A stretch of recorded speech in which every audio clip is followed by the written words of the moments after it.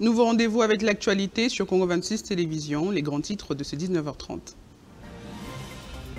Des inondations meurtrières signalées dans la ville de Kalemi, chef-lieu de la province du Tanganyika, après 2 jours successifs de pluie, le 5 et 6 mai, 4 morts et d'importants dégâts matériels répertoriés. 10 jours, soit après la mort du pape François, la cohorte des cardinaux de l'Église catholique du monde se trouve réunie en conclave pour élire un nouveau souverain pontife. Mais la grande question est celle de savoir si le Vatican est prêt à se choisir un pape noir à ce moment où le monde est fragilisé par des conflits et les guerres. La réponse, c'est à l'issue de cette réunion.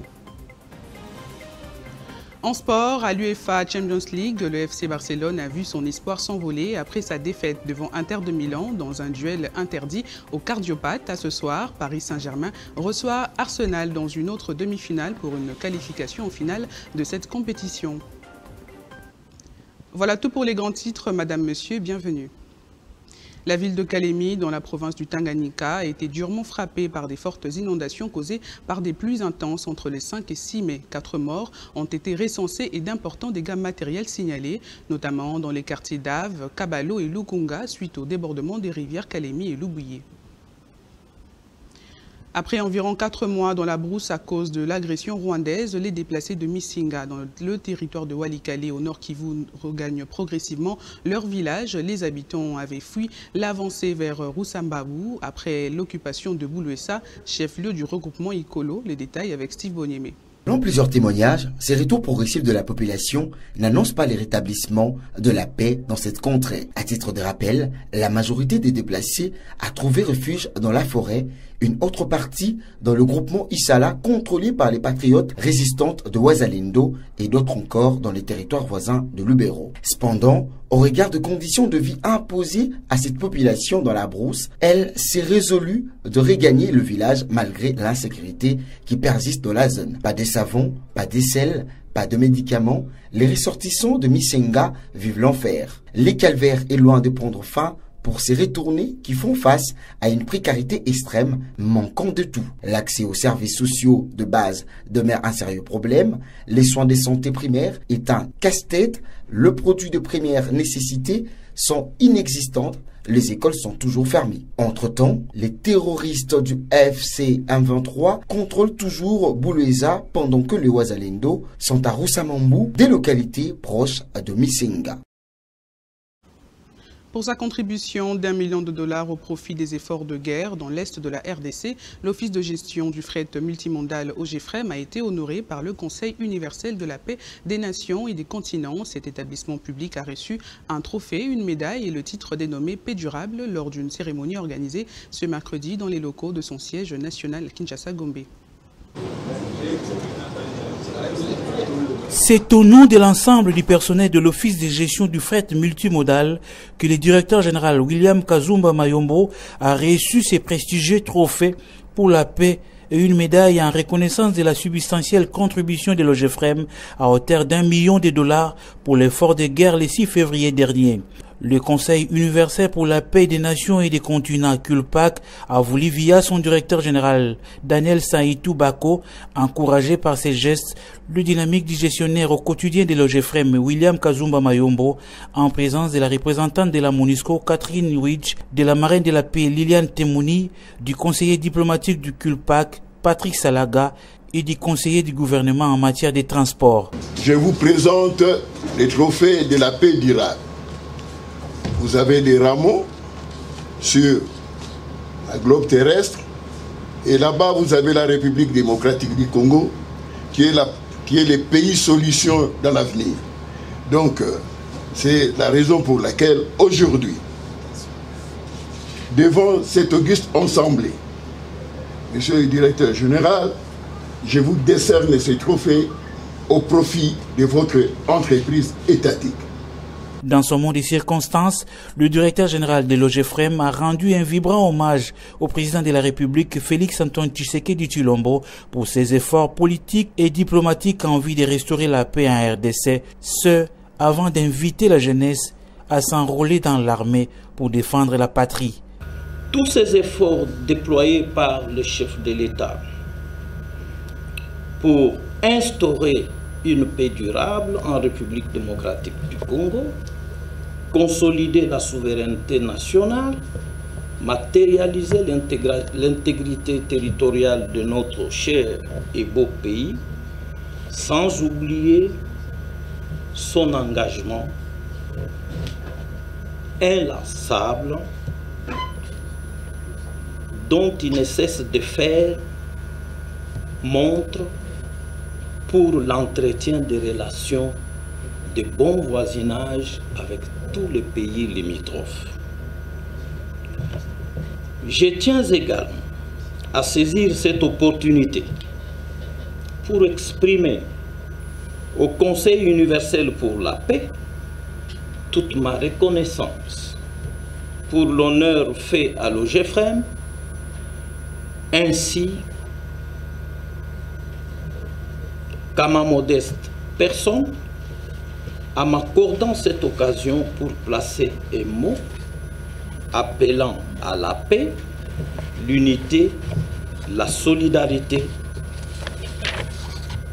nationale à la cérémonie de cette matinée patriotique. William Kazumba Mayombo a eu des mots justes couchés dans les livres d'or de cette organisation internationale pour inviter la communauté internationale à éviter la complaisance et faire respecter les droits internationaux face à l'agression rwandaise vieille de 3 décennies. L'occasion faisant les larrons, l'OGFREM est invité par le CULPAC au Parlement européen le 11 juin prochain. Voilà, sous vos applaudissements, l'échange a lieu. Dans les rues de Kinshasa, une scène désormais banale interroge les consciences. Sur une seule moto, parfois surchargée, les générations se mêlent sans retenue. Un vieux monsieur collé à une jeune fille, une maman coincée entre 2 jeunes hommes. Ces images du quotidien devenues presque normales laissent pourtant un goût d'inconfort et soulèvent des questions de respect et de décence pour de nombreux Kinois. Un reportage de Rebecca Kalonda. Kinshasa, une ville en démographie galopante, est-elle débordée?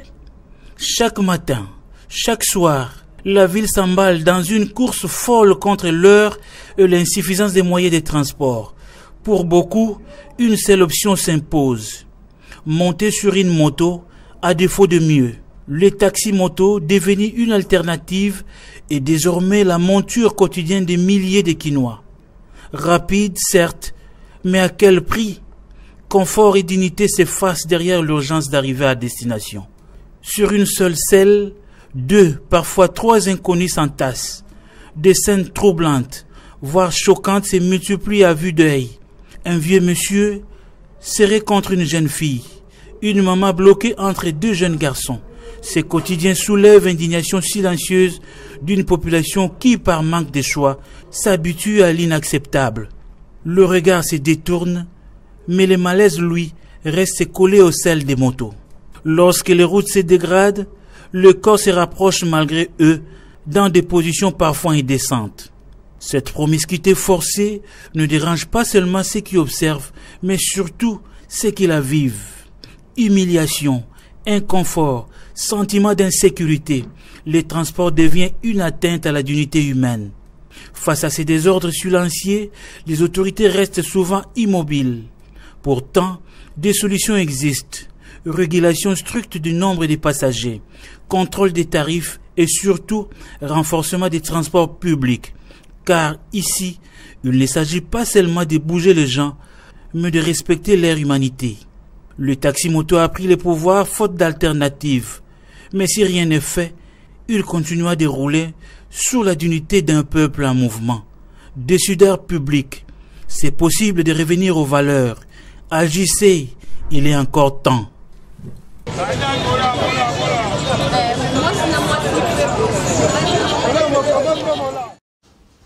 L'avenue Montabor, dans la municipalité de Gombe, dans son tronçon au commandement et de la Libération, se trouve dans un état déplorable, au grand regret des usagers. Dans les oubliettes, bientôt une année, cette avenue est parmi les causes des embouteillages qui secouent la ville dans ce coin. Elle exige une réhabilitation urgente. Rebecca Kalonda a fait le constat cet après-midi. En plein cœur de Kinshasa, à quelques encablures des grandes institutions du pays, un scandale à ciel ouvert se creuse chaque jour davantage. Bientôt 1 an que l'avenue Montabor, pourtant stratégique, est laissée à l'abandon. Cette voie secondaire qui relie l'avenue du Haut Commandement à celle de la Libération ex-24 novembre est devenue un véritable cauchemar pour les usagers. Ici, plus rien ne roule normalement. Le décor est digne d'un film post-apocalyptique. Nid de poules béants, stagnation d'eaux usées et une file indienne interminable d'usagers contraints de se frayer un chemin au péril de leurs engins et de leur patience. Entouré pourtant d'institutions publiques et privées, Montabor semble avoir été rayé des priorités. Pourtant, cette artère est un poumon secondaire pour la circulation au centre d'affaires à la Gombe. Une seule question caresse les esprits. Jusqu'à quand faudra-t-il entendre pour voir cette route faire l'objet d'une véritable réhabilitation? Le cri des usagers est clair. Il est temps que les autorités tant nationales que provinciales sortent Montabor de l'oubli. Un oubli qui pèse lourd sur les routes, les nerfs et surtout sur la dignité des citoyens.